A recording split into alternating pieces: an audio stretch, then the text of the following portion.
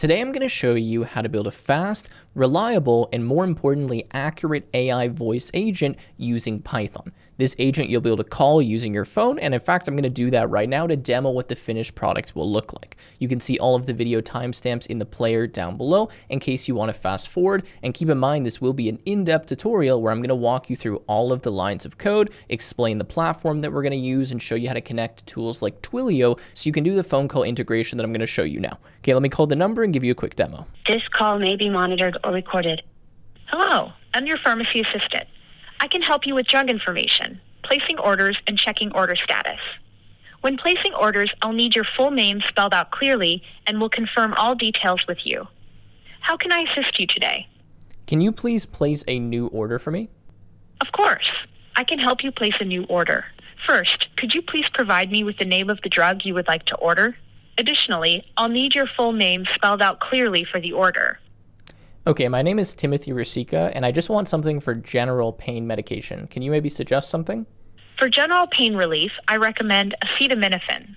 It's an analgesic and antipyretic medication used for pain and fever control. The price for a 25-count bottle is $6.99.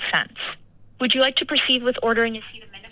Okay, so that's a quick demo. Obviously, there's a lot more stuff that we can do there, but I don't want to waste a bunch of time going through the demo. What you can see there is it's very fast, it's very accurate, and it can actually pronounce really complex terms. So a lot of the AI voice agents that you see, they kind of fall apart when they're dealing with domain-specific information. In this case, it's kind of medical, drug-related stuff. Here, it's very good at reading out numbers, understanding text. For example, if I spell out my name, it can actually comprehend what that is. And then you saw there that it was able to pronounce words actually probably better than I can pronounce them when it comes to that medical context. So I'm going to show you exactly how to do this. Let's hop onto the computer and let's start setting this up.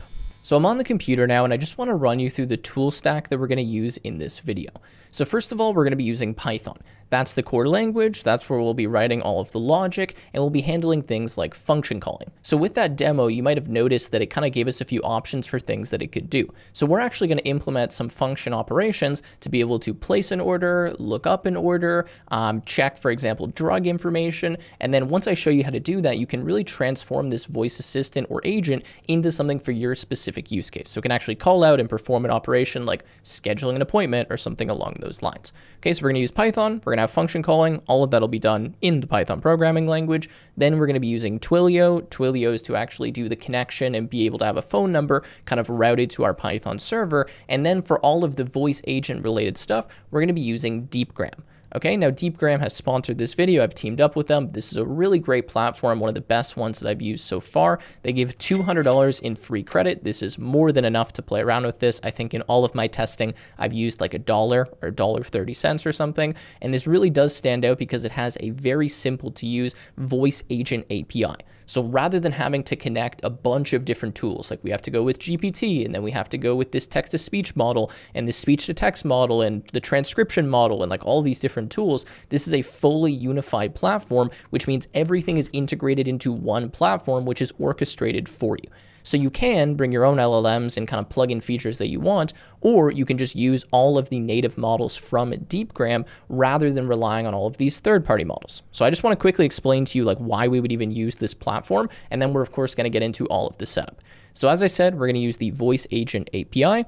The main thing here is that this is a unified voice agent API, meaning that all of those tools that I mentioned, the speech to text, the LLM, this, text to speech, all of that is integrated together. So we don't need to keep combining all these different tools together.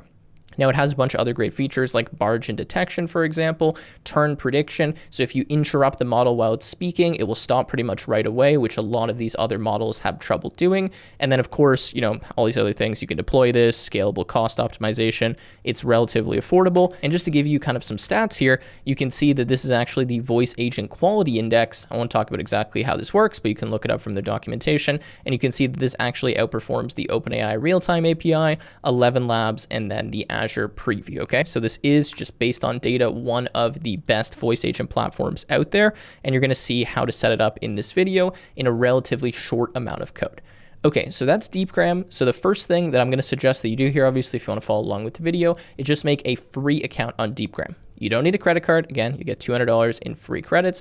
In order to do that, you can just go to the link that I'll leave in the description, go to dashboard or sign in if you don't have an account, and then it should bring you to a page that looks something like this. So from here, we can generate an API key. We can view all of the starter apps. Obviously, this doesn't just work with Python. You can do it with JavaScript, Go, .NET. You can just use the raw API as well. There are some SDKs though that you can install. And then if you want, you can go to the API playground. And from here, you can actually mess around and you can make a simple agent directly from the web and then talk with it here. So you can choose, for example, the models that you want to use. You can choose the greeting. You can choose the actual model for handling all of the kind of LLM related tasks. And then of course you have the transcription model, you have the text to speech model, all of that kind of stuff. You have the voice, and you can choose this here. Now, when you see these Aura models, these are ones that were actually developed in-house by Deepgram. So they didn't just pull it from some other source. Like, this is specifically meant to work with this platform. So it works significantly faster, lower latency, etc. Anyways, you guys get the idea. It gives you some code samples and all this stuff so you can play with it here, but I'm not going to do that. I'm going to show you how we can actually do this via code. Okay, so we have our Deepgram account created. I'm going to go back to the dashboard here. Next thing we're going to do is we're just going to set up our coding environment, start getting a few environment variables that we need. Then we can start setting up Twilio and some other tools that we're going to use for this tutorial. All right, so I've just opened up PyCharm here, which is the editor I'm going to use for this video. Now, you can use anything that you want, but I do suggest that if you are going to work with Python a lot, you download PyCharm. It is free. You can use it free forever. And then if you want, you can upgrade to the Pro subscription where you get a few more features. This, in my opinion, is just one of the best editors for working with Python code. I mean, it's literally called PyCharm, and I actually have a long-term partnership with PyCharm. So big thank you to them. If you want to check them out, you can check the link in the description. Okay, so what I've done here is I've just opened up a new folder called Voice Agent, which I put on my desktop. So wherever you're working, make sure you emulate that. And then what we're going to do is create a new virtual environment and install a few dependencies. So from my terminal here, I'm going to use UV, and I'm going to say UV init dot. Now, if you're not familiar with UV, I'll leave a video on the screen that explains how this works, but it's a really easy way to manage packages and virtual environments in Python. And when I do this, you're going to see that it will create a few files for me. So we have main.py, pyproject.toml, this readme file, etc. Now, if you don't want to use UV, you also can just use the pip command. So what I'm about to do, rather than using UV add, you can use pip install and then the packages that I'm going to show you. Okay, so what I'm going to do is I'm going to type UV add. Again, this is the equivalent to something like pip install, and I'm going to install WebSockets and python-.env. Okay, so I'm going to go ahead and press enter here, and that's going to add it to my virtual environment. Now that this is added in my virtual environment, I'm pretty much good to go, and I can start working directly inside of this main.py file. So I can just clear everything outside of here for right now. I'm also just going to configure my Python interpreter quickly, and then I'll be right back. All right, so everything is configured here, and I just want to start setting up a few things and then kind of explain to you what it is that we actually need to build out, because there is a little bit of theory that you should understand here. So what I'm going to start by doing is I'm going to make a new file here called .env. Okay, now this .env file is going to store an environment variable that we need in order to connect to Deepgram and use the voice agent API. So what we're going to do is we're going to call this Deepgram underscore API underscore key. We're going to make this equal to an empty string. And then what I'm going to do is grab my Deepgram API key just so we get that out of the way. So from here, I'll just press on create API key. I'm going to call this YouTube. Okay, I'm going to set the expiration to never and just create that key and then copy it. Okay, so let's go back to PyCharm and let's paste this in. Now, obviously, you don't want to leak this to anyone, so make sure you don't share it with anyone or accidentally upload it to GitHub. In my case, I'll delete it after this video, so I don't really care if you see it right now. Okay, so we have our API key loaded, and I'm just going to go quickly to the Deepgram documentation and show you what I'm going to follow along with here so you understand what it is that we're actually about to build. Okay, so I have this documentation. I'm going to leave this link in the description for you, and this is specific to using Twilio and Deepgram, okay? That's because we want to be able to actually call our voice agent from our phone. I mean, I think that's usually the most practical way to have a voice agent, like to be able to call a phone number, and that's going to rely on us setting up a Twilio account, which we'll do in a second, and you can get some free credits for that too, so don't worry, you don't need to pay for it. Now, there is other ways that you can use this. So for example, if you wanted to call this from your web browser, or for example, maybe you want the voice agent to pop up on a website or like on a customer chat support bot or something like that, you can do that. We're just going to be doing it via phone. So if you want to go with one of those approaches, then you could use, for example, the JavaScript SDK, the Python SDK, the .NET SDK, the Go SDK, and it'll be a little bit easier for you because you're doing this directly with the SDK. Now, in our case, because we want to connect to Twilio, we're going to do this a little bit more manually, and that means we're going to be connecting over something called WebSockets. So the basic architecture is that when we call Twilio, it's going to redirect all of the routing to Deepgram, okay? And then Deepgram is going to communicate with our server, which will be running, which will tell it essentially what to do, how to respond, what functions to call, etc. Okay, we'll go over the architecture more later, but this is the guide that I'm going to be following along with. So what we're going to start doing now is we're going to start setting up our Twilio account, as it kind of says here. We're going to start setting up our server. We're going to use something called ngrok, which I'll discuss in a second. And then we're going to start setting up the Twilio connection and kind of get all that stuff out of the way so that we can just dive into coding.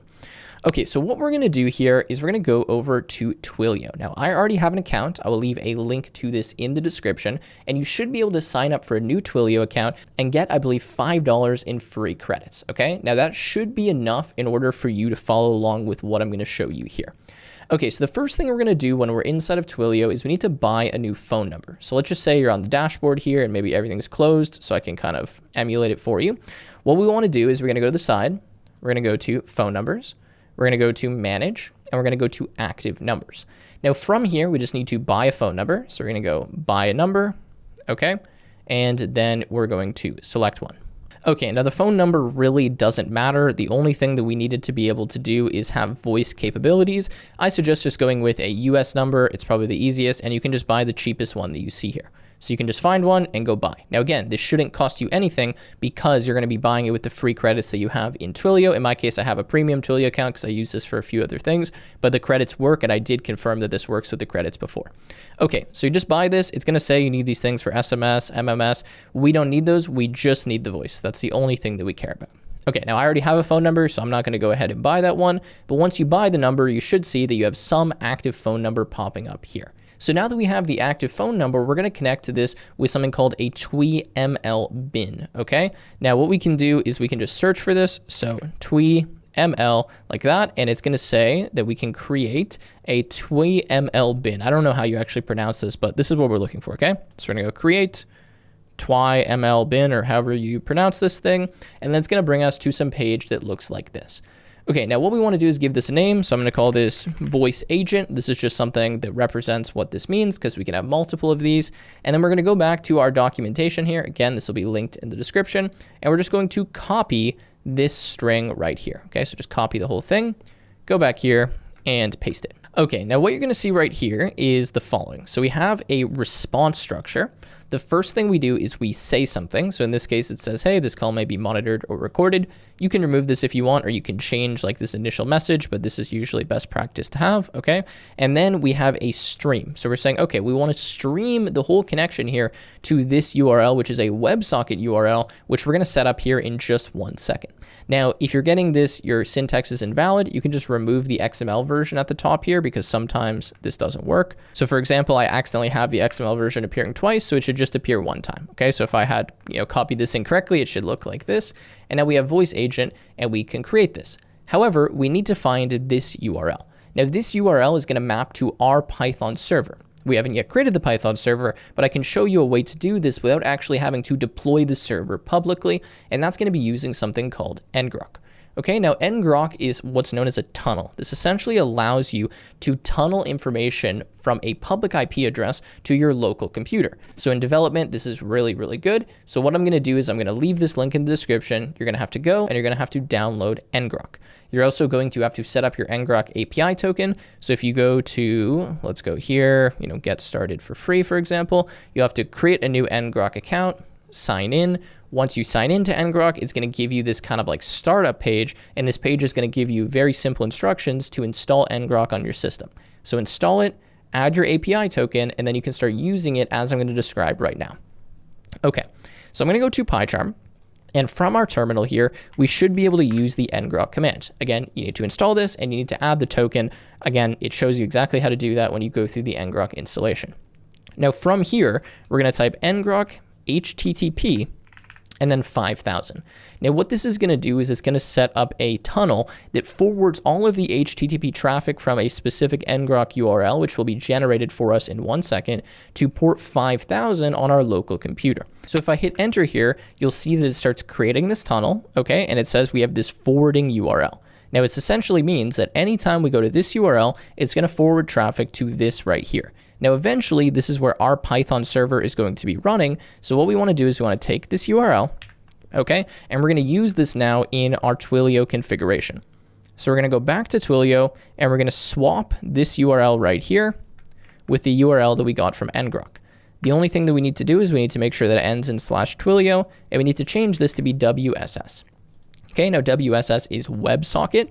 All right, so that's why we're changing it to this, so that it connects over WebSocket rather than over pure HTTP. All right, I know that's a lot of setup and it doesn't make a ton of sense yet because we haven't gone through everything, but once this is created, we're kind of good to go and we can just start coding some stuff out.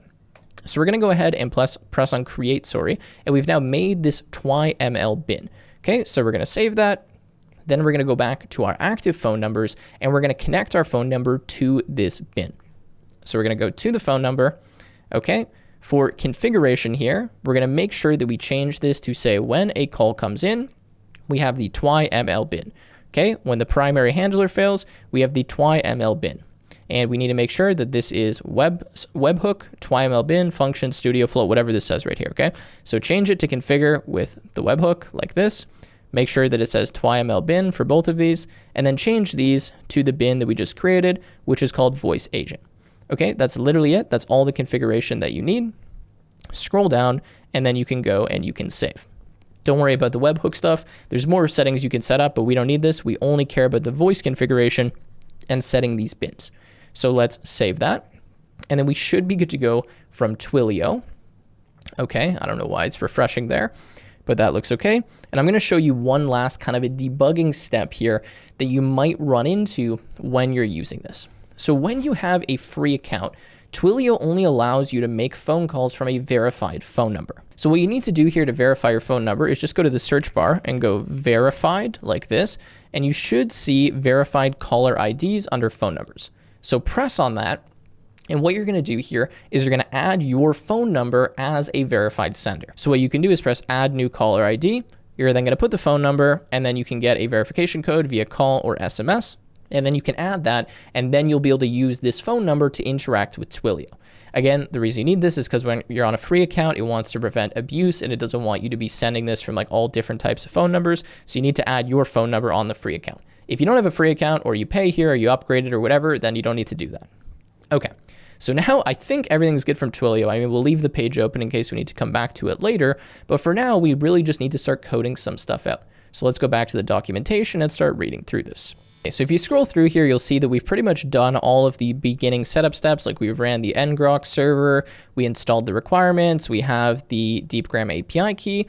Okay, and now we're going to start coding a few things out. So this will walk you through the code kind of step by step, but I'm going to code it out a little bit differently, which I find is easier to understand. And then I'm going to explain to you line by line what's going on. I will warn you, this is slightly complex Python code. So if you don't understand everything, that's okay, but just understand the main components, which I'm going to try to explain to you as best as possible. Okay. So I'm going to get out of this, and just for reference, all of the code that I write here, oops, let's close that, will be available from the link in the description in case you're getting lost. And just make sure you keep this ngrok server running, because if you turn it off and you turn it back on again, this URL is going to change, and then you would need to update the URL in Twilio. So that's worth noting. ngrok provides a temporary URL unless you're paying for the pro version, which I'm not, just using this for free. So if you were to shut this down and then turn it back on, the URL will change, and then you would need to update that in Twilio. Okay, so what we're going to do here from main.py is we're going to start with our imports. We're going to build a simple voice agent, and then we'll make it more complex as we go. So we're going to say import async.io. We're going to import base64. This is an encoding that we're going to have to use when we're sending audio. We're going to import JSON. We're going to import the WebSockets, which is the module that we installed. We're going to import OS, not in all capitals, in lowercase. And then we're going to say from.env, import load.env, and we're going to call this load.env function. Now what this is going to do is it's going to load the environment variable that we put inside of this file so that we can access it when we connect to Deepgram. Okay, now the first thing that we're going to do is we're going to write a function, and we're going to call this sts__ connect, okay? So from here, what we're going to do is we're going to load our API key. So we're going to say API_key is equal to os.getEnv, and we're going to get the Deepgram API key, okay? So it's going to load it from the file. Now we're quickly just going to say, if not API key, then we're going to raise an exception. Okay. And for the exception, we're going to say the deepgram underscore API key is not found. Okay. Just so that we know, hey, we got to provide this. Otherwise, this isn't going to work. Then what we're going to do is we're going to say STS underscore WS, standing for WebSocket, is equal to WebSockets dot connect. Okay. And from here, we're going to connect to the following URL. Don't worry about this thing that is giving me the autocomplete for. That's not what we want. We're going to go to wss://agent.deepgram.com/v1/agent/converse. Okay. Now you can find this URL from the Deepgram documentation. The point is that it's very simple to connect to this. So we're just going to use this WebSocket module. So as soon as we spin up the server, we're going to connect directly to Deepgram. We're then going to provide the API token, which we'll do in 1 second, and we'll essentially be listening for any time we receive a phone call. When we receive a phone call, we can start responding to that phone call. So we have kind of this multi-part communication where we're on our phone, right? We call the phone number. The phone number is hosted by Twilio. Twilio then routes that request to our server. Our server then connects to Deepgram, and we then communicate back and forth with Deepgram to get the new text or the new voice that we should speak. We then send that voice to Twilio, and Twilio speaks it to us. Okay, so we kind of have these different components. We have our server, we have the Twilio server, and we have the Deepgram server, and they're all communicating with each other, and our server is kind of sitting in the middle between Deepgram and between Twilio. So that's what's happening, and it's kind of brokering that communication and determining what do we respond to, what voice do we need, etc. All right, so from here, we need to pass our sub-protocols. So we're going to say sub-protocols are equal to, and we're going to say token, and then we're going to pass the API key. Okay, we're then going to return the STS underscore WS. All right, so this is the function that's going to connect to the WebSocket and allow us to start communicating with Deepgram. Now, what we need to do next is we need to load a configuration file, which I'm going to show you how to get in 1 second. So we're going to make a new function, and we're going to call this load config. Now, this is going to say with open, and we're going to open the config.json, and we're going to open this in R mode as F, okay? And then we're going to say JSON.load, and we're going to load F. Now, all this is going to do is it's going to look for the presence of a file called config.json. It's going to open this in read mode, and then it's going to use JSON to load this in as a Python dictionary. Then we just need to return this like that. So return JSON.loadF. Now we're going to need to make that file. So we're going to go here, we're going to make a new file, and we're going to call this config.json. Now this config is really important, and this is going to specify the voice that we're using, the transcription model, and pretty much all of the settings related to our voice agent. And this is what makes the API really easy to use. We just set this configuration, we load it in, we pass it to Deepgram, and then we're pretty much good. And the whole voice agent stuff is set up, and then we just need to handle like dealing with audio and sending that back and forth. Okay. So what we're going to do is we're going to go back to Deepgram, and we're going to get this configuration. All right, so from this script right here, you'll see that it kind of explains a few things, and it shows us here that we have this config. All right, so what I'm going to do is I'm just going to copy in this configuration. So we're just going to copy all of the JSON here like that, and I'm going to paste this into PyCharm. So I'm going to go here and paste this, and just make sure that all of this is correct. Okay, so I'm just going to fix the indentation a little bit, move that back. Actually, we can move it back even one more. Okay, so it looks good. And then just all of these trailing commas, I'm just going to remove them because it's not valid to have the trailing commas in JSON. I'm not sure why they were up there. Okay, so notice here that we just have type equals settings. Then we have configuration for the audio. Okay, so for the input encoding, the output encoding, don't worry too much about this. It's just kind of the default. Then we have the agent. So we have, for example, the language, which is English. We have the provider, which is Deepgram using the Nova 3 model, which again is provided by Deepgram and specially trained. We have thinking.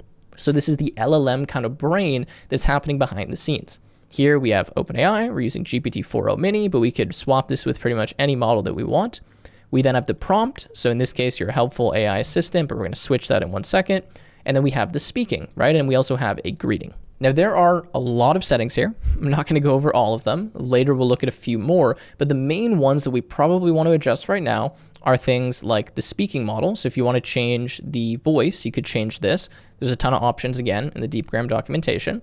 We probably want to adjust the prompt, right? So this knows like what it's supposed to be doing, and then the greeting.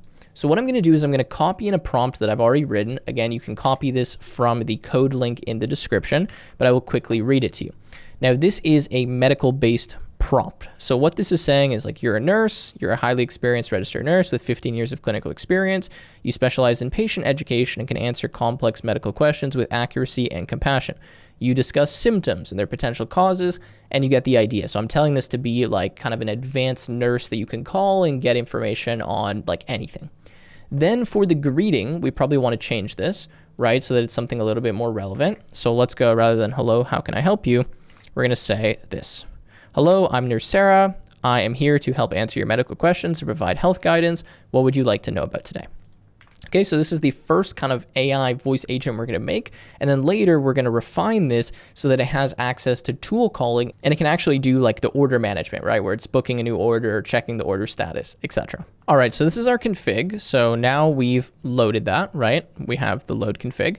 And let's move on to the other functions that we need.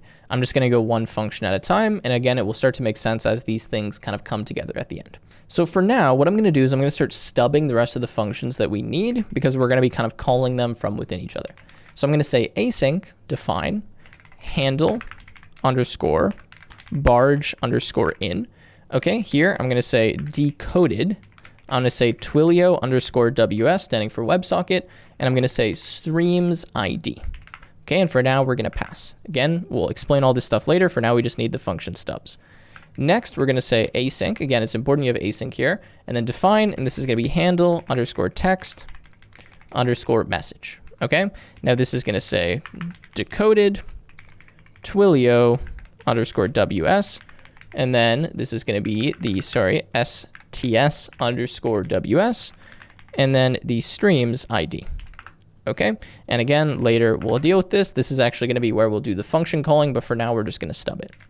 Then we're going to say async define, and this is going to be the STS underscore sender. This is going to be responsible for actually sending audio from our server via the WebSocket. So we're going to say STS underscore WS, and then audio underscore Q. Okay, and then pass. Then what we're going to do is we're going to have the receiver. So we're going to say async define STS underscore receiver, like that. We should spell receiver correctly. This is going to take the WebSocket, it's going to take in the Twilio WebSocket, and it's going to take in the streams ID underscore Q. Okay, we're going to keep going, and we're going to have the Twilio receiver. So we're going to say async define, and this is going to be Twilio underscore receiver, like that. We're going to have the Twilio WebSocket. This is actually going to be the audio underscore Q. And then we're going to have the streams ID underscore Q as well. Okay, and then we're going to pass, and we are almost done. We're going to have the async define, and this is going to be the Twilio underscore handler. Okay, this is going to take in the Twilio underscore WebSocket, and that's all that it needs. And then it's going to pass. And then lastly, we're going to have our main function, which will be responsible for triggering all of this. So we're going to say async define main. Okay, and inside of here, we're going to call a few things. So we're going to say await, and this is going to be WebSockets.serve. Okay, and we're going to serve the Twilio handler, and we're going to serve this on localhost port 5000. Okay, so it's going to match our ngrok server. We're then going to say print started server. Okay, you can put whatever you want here, but we're just going to do a simple log message, and then we're going to say await asyncio.future. All right, now I'm not going to explain all of the async code in this video because it's a little bit beyond the scope of what we're doing, but essentially what this is going to do is it's just going to make sure that this server is always running constantly. So it's going to serve this server, which will be handled in the Twilio handler, which we'll do in a second. And then when we await this future, this just means we're just going to keep running this until we exit out of the code manually. So now we need to actually call this function. So we're going to say if underscore underscore name underscore underscore is equal to underscore underscore main underscore underscore. Then we're going to say async io dot run and then main. Okay, now this is going to actually run the async, code for us, and then it's going to start serving this Twilio handler. So notice like STS is for our voice agent, okay? whereas Twilio is for Twilio. So we're communicating with different things, right? Like we have to receive the information from Twilio. So like what was said, right, by the user, we got to receive that. And then we have to send that to Deepgram so it can be processed. Then we need to receive what Deepgram tells us, and then we need to tell Twilio, hey, say this to the user. So that's why there's all these different functions here. And I know it'll be a little bit confusing, but I'm going to try my best to break it down for you so you at least have a high level kind of overview of the architecture here. So let's start with our handler. So for our handler, we're going to make an audio queue, okay? Now this is going to be equal to an asyncio.queue. Now the reason we need the queue is because we need to process things as a stream. So when we're doing this kind of live voice agent, we're going to be receiving messages in a stream, right? Like we're going to have batched audio that's coming in one word or a few words at a time. So we're going to put this into this asynchronous queue, which will then allow us to kind of read those words in again, one by one or batch by batch, and then respond to them. We're then going to have the streams ID underscore queue, okay? And this is going to be equal to asyncio.queue. All right, now what we're going to do is we're going to say async with, and we're going to call the sts underscore connect as sts underscore ws, okay? So this is going to allow us now to connect to Deepgram. Now the first thing we need to do here is we need to send Deepgram our configuration message. So we're going to say config message is equal to load config. Now don't worry about all that autocomplete. So we're going to load in the configuration message, and we're going to then send this to Deepgram, and Deepgram is now going to spin up, and it's going to go, okay, I'm ready to receive the audio. I know that I'm using this voice, I'm using this model, I'm using this transcription, I have these functions, blah, blah, blah, okay? So that's what we're doing here. Now we're going to say await sts underscore ws dot send, and we're going to send json dot dump s, okay, and the config message. So we load the configuration, and then we send via the WebSocket to Deepgram this configuration message, which we just convert into a string. That's what json.dump_s does. Okay, then we're going to await the following: asyncio.wait. Okay, now asyncio.wait is going to take a list. Inside of this list, we are going to have the three things that we want to always be running. So we always want to run the sender, the receiver for Deepgram, and the Twilio receiver. So we're going to say asyncio dot, and this is going to be ensure underscore future. What ensure future does is just means this is going to keep running essentially. And we're going to say sts underscore sender, and we're going to pass the sts underscore WebSocket and the audio queue. Okay, so the first thing that we always want to be running in the background here is our sender. So we always are able to send things to Deepgram. We're then going to say asyncio.ensure underscore future. Okay, and the next thing we're going to have is the sts underscore receiver. Okay, so that we're always able to receive things from Deepgram. Now this is going to say sts underscore ws, okay, the WebSocket. We're going to need the Twilio underscore WebSocket as well, and the streams ID queue. All right, then we're going to go asyncio.ensure underscore future. Okay, and this is going to be the Twilio receiver. And for the Twilio receiver, it's going to have all of this. So the Twilio WebSocket, the audio queue, and the streams ID queue. Now, effectively, what's going to happen is anytime one of our clients connects to the WebSocket here, so anytime a new phone call occurs, essentially, we're going to run this function. So we're going to create a new queue, a new audio queue, and then we're going to make a new connection, right, to this WebSocket, so to Deepgram. Now we can have multiple connections going at the same time, and for every connection, we need these three things running. We need our sender, our receiver, and then our receiver for Twilio, just so that we're able to handle all of the operations that could occur. Then we're going to await down here the Twilio WebSocket .close. Okay, so the reason we need this is we're saying, okay, well, as soon as the Twilio WebSocket has closed or finished, then we can just simply close the connection right here, and we can stop processing all of this stuff. Okay, so I quickly just want to explain kind of what's happening in these two functions here. So essentially, we have this handler. Now we start just running the Twilio handler, okay? So the first thing we do is we run this.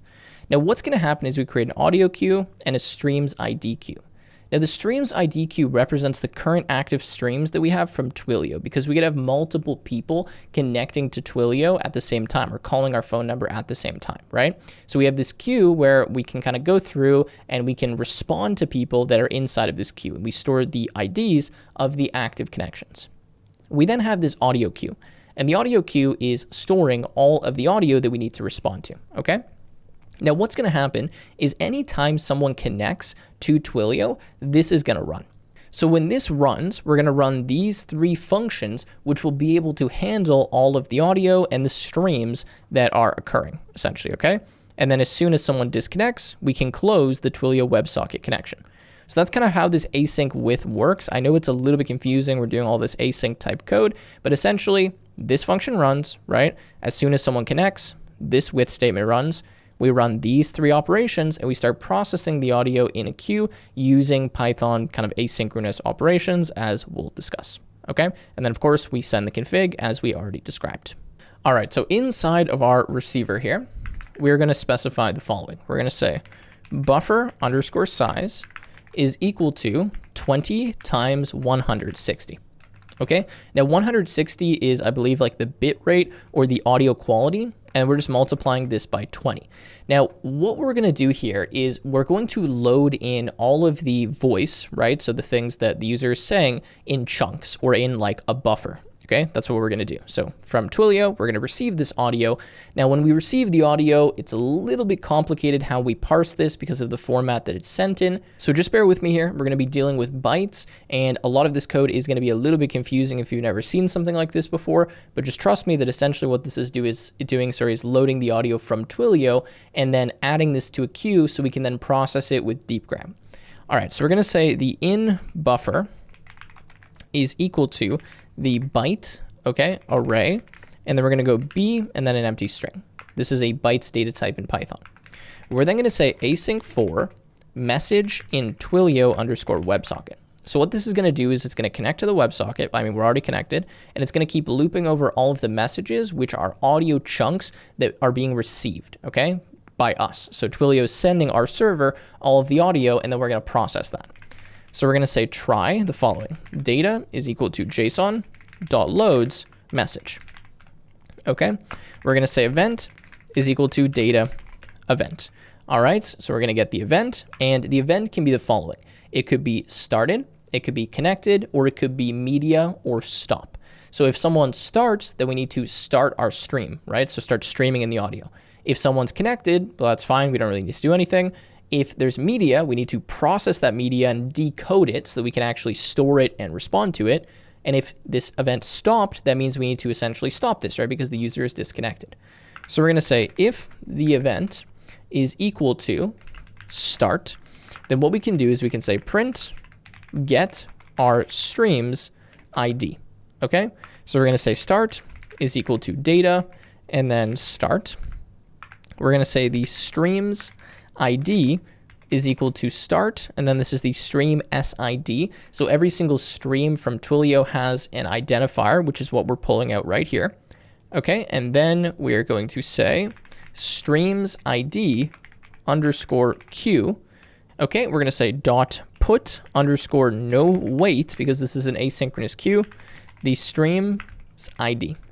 Okay, so next we're going to say elif the event is equal to connected. Then what we're going to do is just type continue, because we don't really need to do anything if that event occurs. Otherwise, we're going to say elif event is equal to media, which in this case is going to be audio. Then we're going to say media is equal to data and then media. And we're going to say chunk is equal to base64.b64 decode. Okay. And we got to spell decode correctly. And then we're going to say media, and then this is going to be playback, or sorry, not playback, payload. My bad. Okay, so what we're doing here is we're taking this payload, right, which comes from our media, which is essentially bytes of the user's voice, and we're decoding this in base64 because that's how it's sent to us. It's not sent to us as normal English. It's sent to us as all these little bytes that don't mean anything to us, so we need to decode them into these chunks. We're then going to say if media track is equal to inbound, then what we're going to do is say the in buffer dot extend the chunk.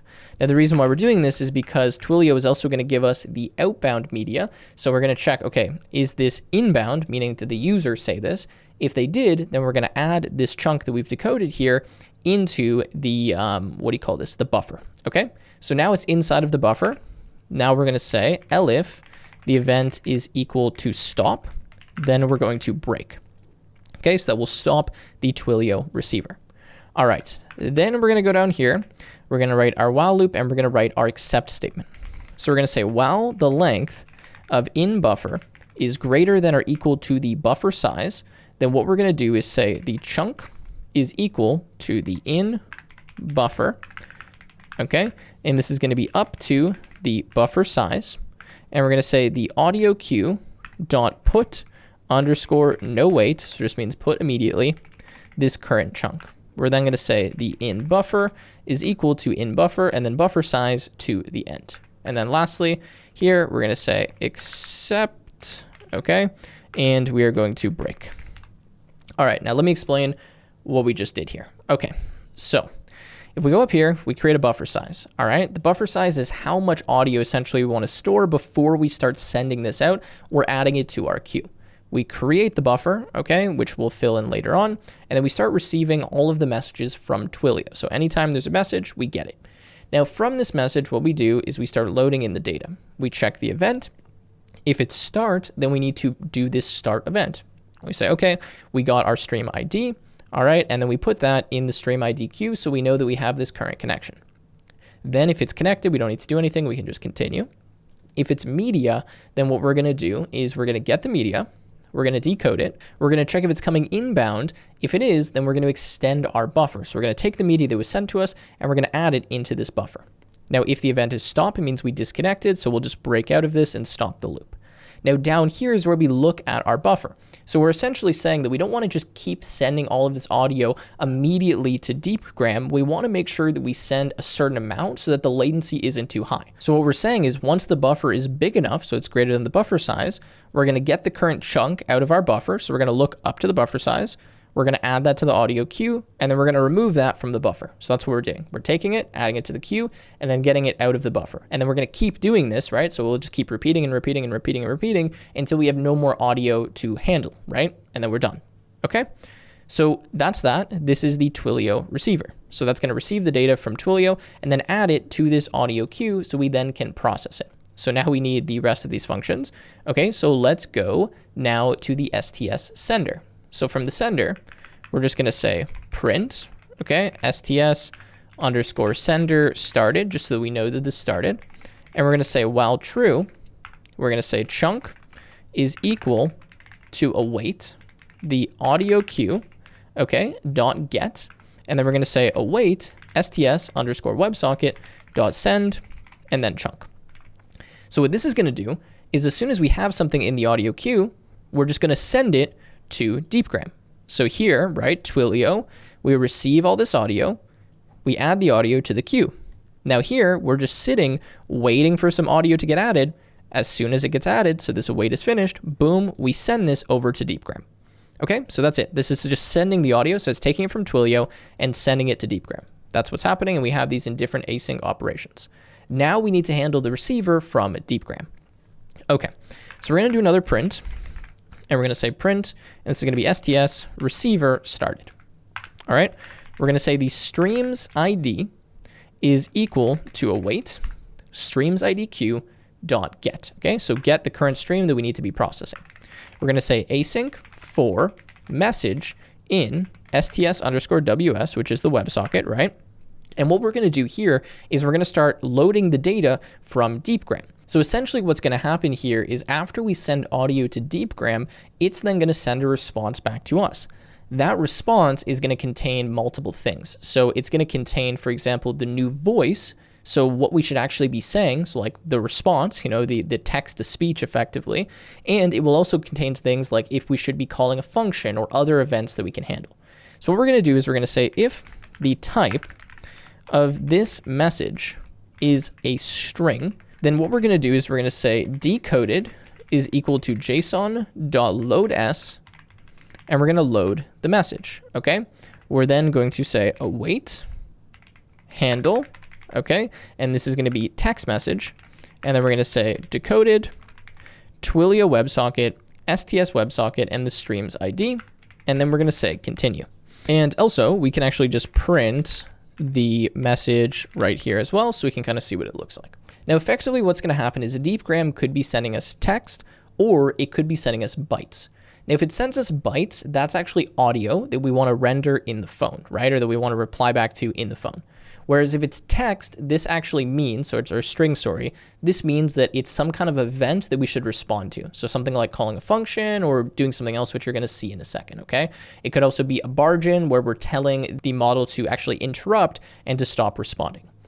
So what I'm going to do next is I'm going to go here and I'm going to say raw underscore MULAW is equal to the message.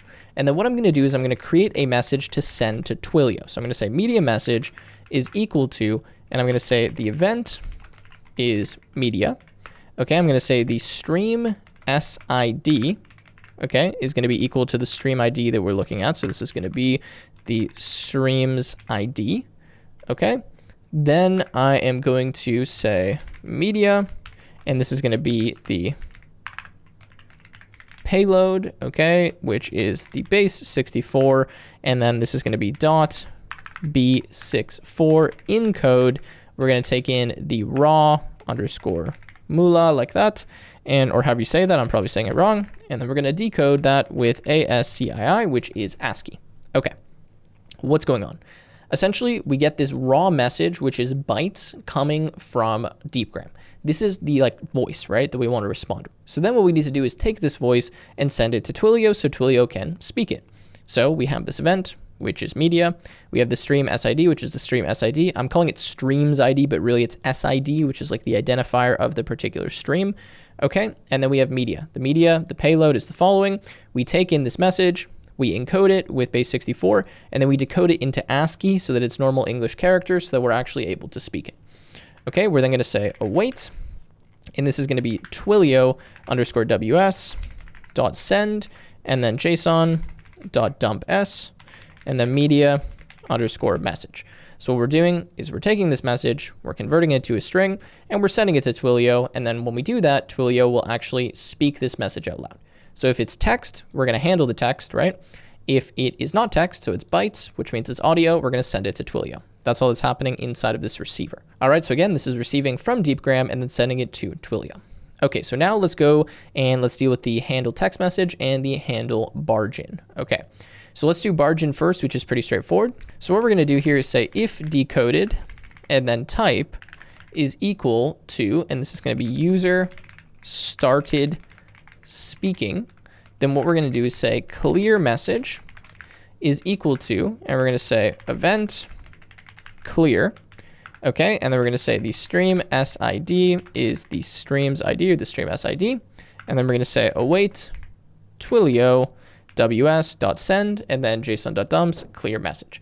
So we're saying, all right, we're going to look at the decoded message, which will have in 1 second. We're going to see if the type is user started speaking, which means they started speaking while the, kind of AI is speaking at the same time.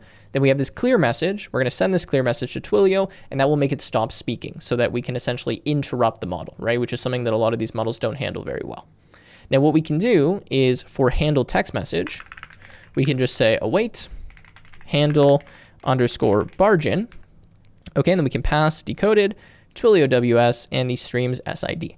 Now later, so I'm just going to add a to-do. We're going to say handle function calling, which we'll do here where we can handle the functions and start managing the orders and stuff like that. But for now, it will just handle the bargain.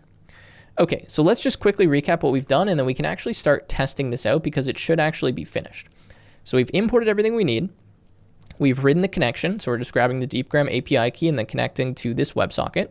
We've loaded the configuration file. We have the ability to handle a bargain, for example, which I already discussed. We're just handling any text messages from Twilio. We have this sender where we're just saying, okay, if we have any audio, then just boom, send that over to Deepgram so Deepgram can essentially reply to it and give us the text-to-speech. So what this is going to do is to start receiving everything from Deepgram, so all of the audio messages, text messages, etc., and then essentially routing them to the correct place. So we get the current stream. We look through all the stuff that's in the WebSocket. We say, okay, if it's a string, then we need to handle that, so let's handle it. Otherwise, it's a media message. We need to send it to Twilio so Twilio can speak it. Then we have the Twilio receiver where we're receiving audio and events from Twilio, so we handle all of those events right here. If we do have audio, we add that to our buffer, and then eventually that gets added to the audio queue, where it gets sent to Deepgram. Deepgram replies to it. We send it back to Twilio, and then we have that three-way communication. Okay, then we have the Twilio handler, which I discussed already, so we'll skip over that, and the main function. So now Let's run this and test it out. Now, it's always a miracle if these things work the first time because obviously, you can make typos and stuff like that. But let's go here and let's go uv run main.py. Okay, and it says started server, which is a good sign. Now what we'll need to do is we'll need to call that phone number, which I'm going to do on my phone right now. And we're going to see if it connects us here and if it gives us a voice. Now, again, we set everything up in Twilio already. We just need to make sure that the ngrok URL that we have here, right? So if I scroll up, is the same one that we put in Twilio. If it is, then it should work. So I'm going to call this phone number. Let's give it a test. This call may be monitored or recorded. Hello, I'm Nurse Sarah. I'm here to help answer your medical questions and provide health guidance. What would you like to know about today? Can you tell me about some common painkiller drugs? Certainly. Pain relief medications, commonly known as analgesics, can be categorized into several types, each with different mechanisms of action and uses. Okay, so you guys get the idea. That's that. Now it's kind of, responding with this. You'll see in a second that because I've ended the phone call, it's going to say like it timed out and then it stopped, but then we can call again and just leave the server running. Now in my case, I'm just going to stop the server right now by hitting Control C because I really don't need that running this second, and all is good. Okay, so at this point, right, we just made like a simple voice agent. You can mess around with that. You could change the prompt, and like if you just wanted to have a simple prompt and be replying to stuff, then this works. However, I want to take this a step further, and I want to start showing you how we can actually do function calling. Now, this is where agents get really interesting because they can actually go outside of just using the LLM, and they can actually, call a function, right? And they can schedule an appointment or get user data or do all kinds of crazy stuff. So what I'm going to do now is I'm going to start modifying this file here so that we have the ability to call functions. Now, before we can call functions, we need to know what those functions are. So what I'm going to do is I'm actually just going to copy in a few functions here just to save us a little bit of time, and then I'll kind of explain what they are, show you how we set up the mapping and all of that stuff. So I'm going to make a new file here, and I'm going to call this the pharmacy functions, okay, .py. Now inside of here, I'm going to copy the following code, which you can find from the link in the description on GitHub. Okay, it just doesn't make a lot of sense to write this out because it's just very repetitive. So here you're going to see, let me save this quickly, is that we have this orders database. Okay, now in this orders database, we're going to store orders. This is just in memory. Normally you would do this with a real database. Again, this is just kind of for the video and a demo. Then we have the next ID. The next ID is the next ID we'll use for an order ID that we create. So we'll start order ID 1, order ID 2, order ID 3, etc., etc. I then have a bunch of drugs, okay? These drugs have kind of complex names that I really cannot pronounce that well, that Deepgram can pronounce better than I can. They have a name, they have a price, and they have a quantity, okay? A quantity is like how many pills or how many tablets or whatever are in this drug that you'd be buying. And then there's a description, obviously, that kind of describes what it is. Okay, now you can add as many drugs as you want here. You don't even need to have a database, but I'm kind of adding a function that will allow the model to look up a drug in the database to see if it exists. All right, so I then have a get drug info function. Now it's important that for these functions, you kind of keep track of what the signature is. So essentially what they're being called with and then what they're returning. Now in this case, we say drug, okay? So we're gonna look in the drug database for this drug name in all lowercase. If we find the drug, then we're going to return information about it, okay? So the name, description, price, quantity, etc. And in fact, now that I look at it, we probably could just return the drug itself, but you guys get the idea, that's fine. And then otherwise, we're going to return an error, and we're going to say that we couldn't find this drug. All right, we then have a function called place order. This takes in a customer name and a drug name.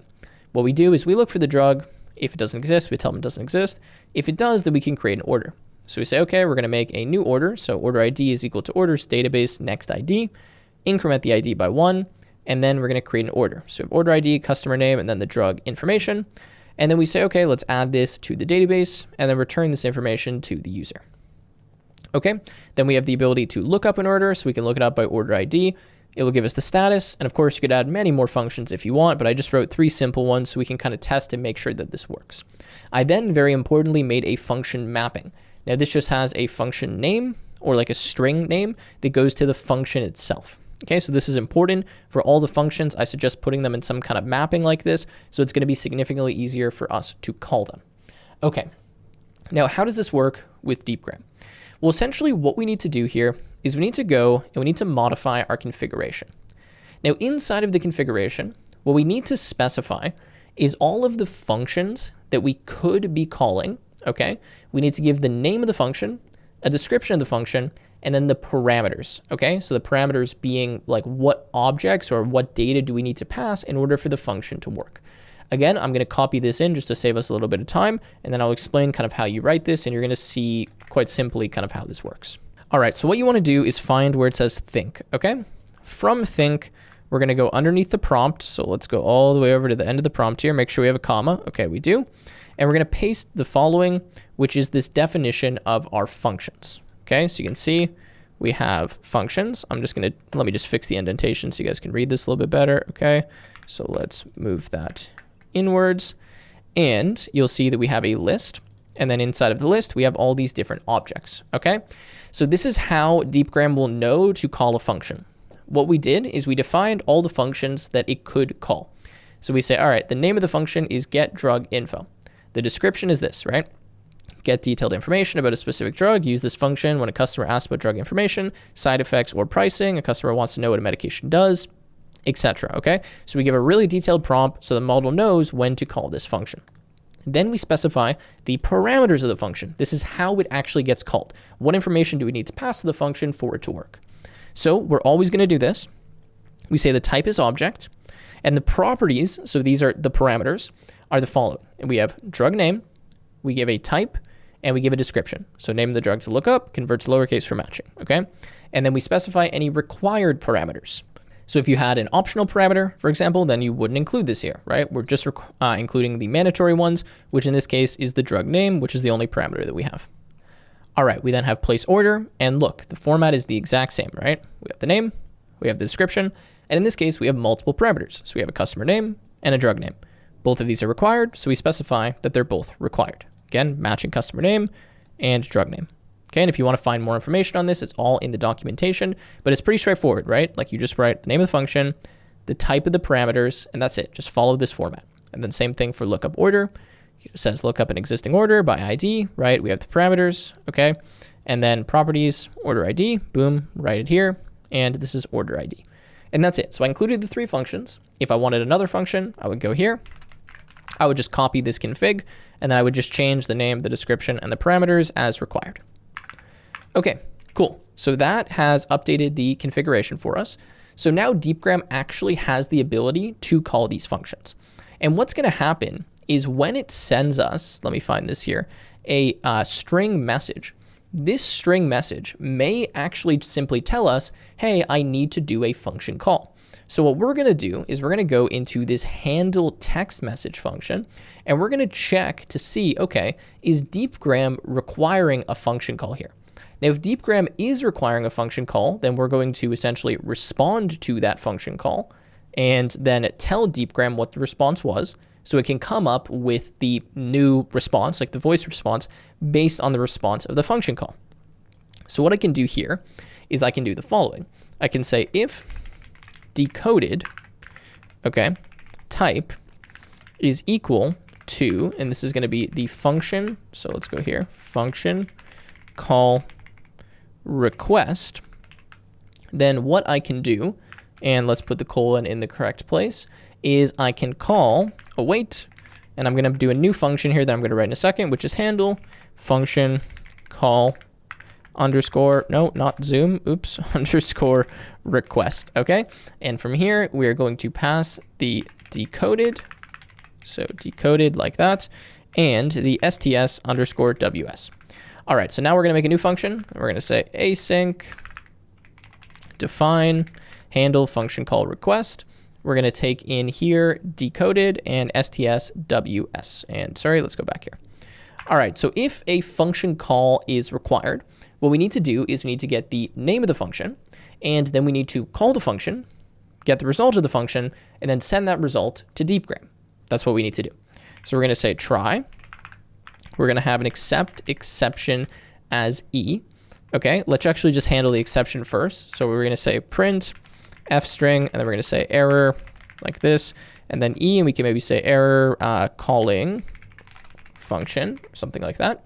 We're then going to say the error underscore result is equal to, And we're actually going to call a function here in 1 second. So for right now, I'm just going to make this equal to none. Okay, so now let's go up into the try block.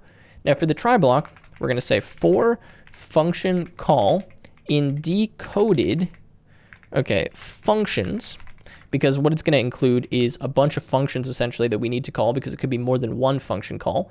Then what we're going to say is func underscore name is equal to function call name. Okay, we're going to say func underscore ID is equal to function call ID. We're then going to say the arguments to this function are equal to json.load s, and this is going to be function underscore call arguments. Okay, so Deepgram is going to give us all of this information. It's going to give us the function name, the ID of the function, and then which arguments we should pass to this function when we make the call. So we're going to say print, just so we have some logging. We're going to do an f string, and we're going to say function call, function name, okay? And then we can specify like ID colon func underscore ID, and maybe arguments, and then we can just do something like arguments, okay? Boom. All right, so that's the print statement. And then we need to actually execute the function call. So we're going to do that in 1 second. All right, so there's another function. I'm saying function a bunch of times. So there's another function we're going to need to write in order to actually handle this function call. And that is going to be called execute function call. So we're going to say async define execute underscore function underscore call. This is going to take in the function name, and it's also going to take in the arguments. Now what this is going to do is just call the function. So from here, we're going to say if the func underscore name is in, so is in the function map, which we're going to import in 1 second from the other file. And actually, I know I'm jumping around a lot here, guys, but just bear with me. I'm going to go up here, and I'm going to say from pharmacy functions, import the function map. So we already have that imported because it automatically did that in PyCharm for me, but just make sure you import that because we wrote this other file, so we need to import the function map. So down here, let's go back. So we say if the function name that we're being called with is inside of the function map, then we're going to say the result is equal to the function map at the function name called with the arguments, okay? And we're just going to pass asterisk asterisk for the arguments, which means it's going to be passed as keyword arguments, okay? Which is how we want to do that. We're going to say print and f string, and we're going to say function call result, okay? And this is going to be the result. We then are going to return the result. Okay, otherwise, we're going to say else result is equal to, and we're going to say error colon, okay, and then f unknown function, okay, and then we're going to pass the function name, and we're going to return the result. And just for some logging, we can also print the result here just so that we'll see that there's an error that's occurring. Okay, so this is how we execute a function call. So what we're going to do here, right, is we're going to say, okay, well, we're checking the function calls. Now, if we have a valid function call, we're going to say result is equal to await execute function call. And actually, I'm just realizing that this doesn't need to be async because this isn't going to be an asynchronous operation. So we can just remove the async and we can just make await function call. Okay, so from here now, we have the result.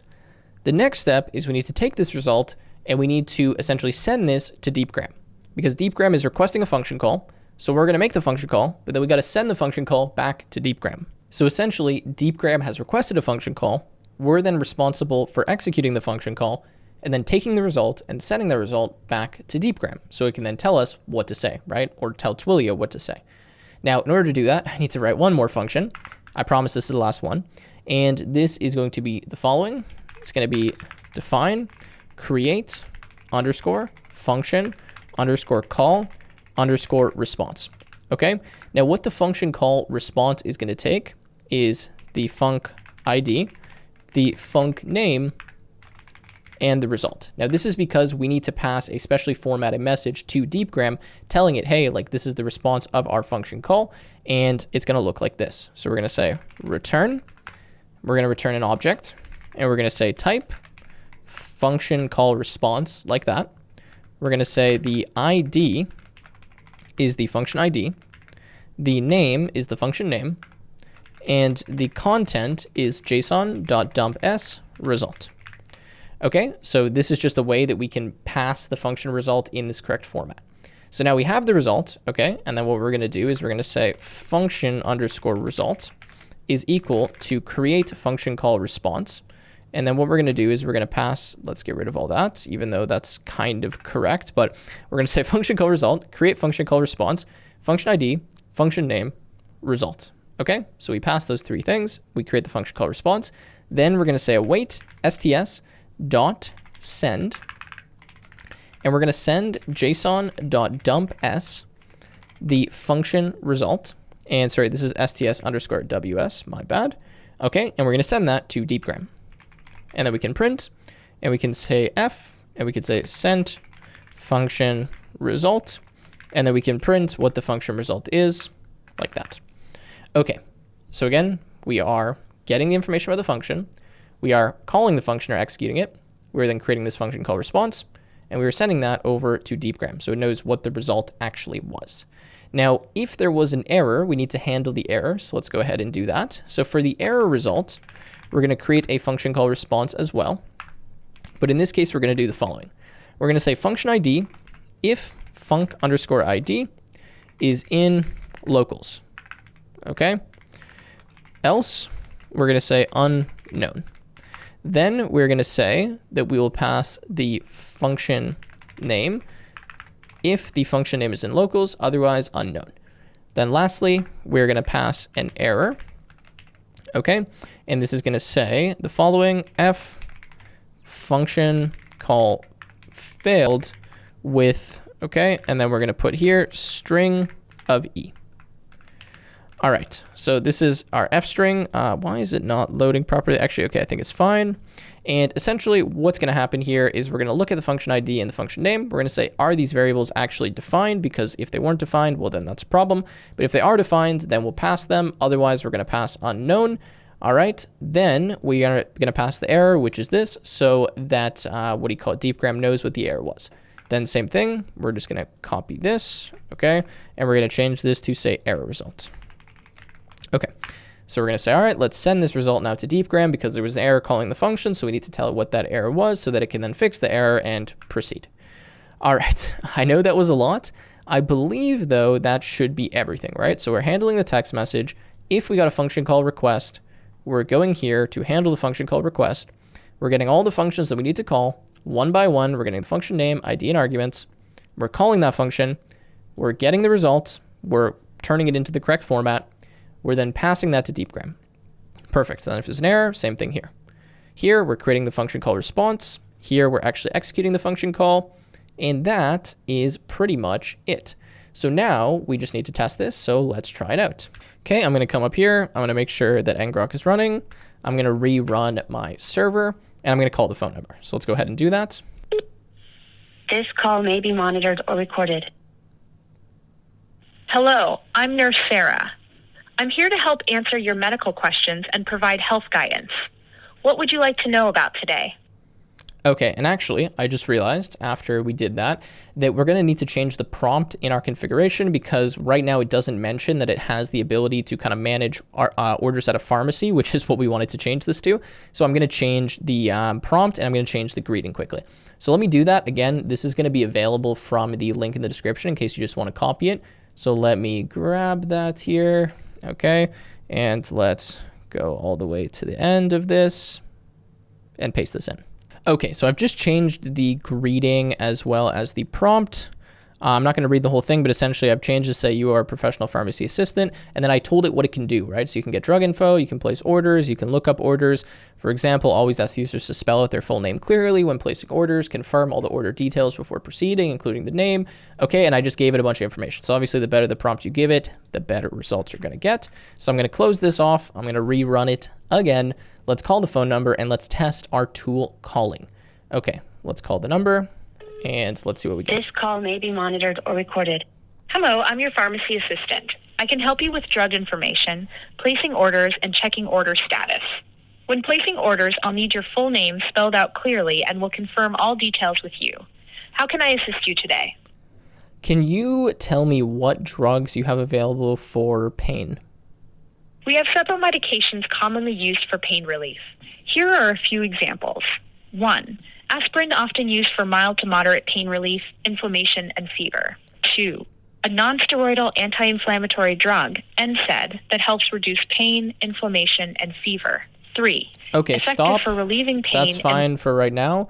I want to order some acetaminophen, and I'm not pronouncing that correctly, I know, but can you tell me what the price of that is and tell me how I can order it?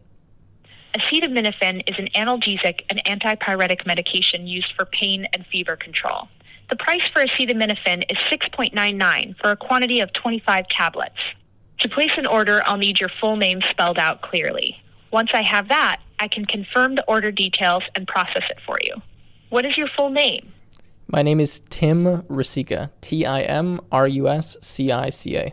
Thank you, Tim Rusica. To confirm your order, customer name, Tim Rusica, drug name, acetaminophen, quantity, 10 tablets, price, $6.99. Is everything correct? Shall I proceed with placing your order? Yes, place the order. Your order has been successfully placed. Here are the details. Order ID. Stop. 1, drug name. Can you please look up order number 1? Here are the details for your order number. Customer name, Tim Rusica, drug name, acetaminophen, quantity 25 tablets. Total price, $6.99. Pending. If you need any more information or assistance, just let me know. Okay, I'm going to end it there. That was a lot of information, but you can see that's working super fast. It's actually like, I'm very impressed with how good the agent is, considering I haven't really gone into like the prompt engineering and all of that. And notice, right, if we look at the logs, we have the function call, lookup order, function call result. Okay, send function request, boom, boom, boom. And then we get all this stuff, right, that's appearing. So if you scroll through here, you'll see all the different function calls for placing the order, looking up the drugs. And I think this is working very, very well. So I'm super impressed by that. And that's pretty much going to wrap up the agent. I mean, look, we just made something that's connected to Twilio that you can call that actually works in about an hour and a half using Python. And obviously I was going a bit slow because I was explaining things line by line. You can really go crazy with this and make some insane agents, especially if you have a lot more functions and functionality and you really fine tune the prompt. And I'm interested to hear what you guys are working on when it comes to these voice agents. So let me know in the comments down below. Now, in terms of kind of taking this a step further, of course, if you want to deploy this out, you can reference the Deepgram documentation. You can deploy it on a real server, so you don't have kind of this ngrok thing set up. And if you go to Deepgram, you can look at all of the logs, right? So you can see all of the conversations that we had when I was testing, when I was doing it right here. You can see an overview, so you can see how much time you spent talking with the agent, how much it cost, and then you can mess around with all these other APIs as well. So here's the voice agent API. This is when I was testing. This is today. And again, you get all of this data, and there's a lot of other stuff you can mess with as well. Okay, so with that said, I am going to wrap up the video here. If you guys enjoyed, make sure to leave a like, subscribe to the channel, let me know what you're working on in the comments down below, and I look forward to seeing you in another video.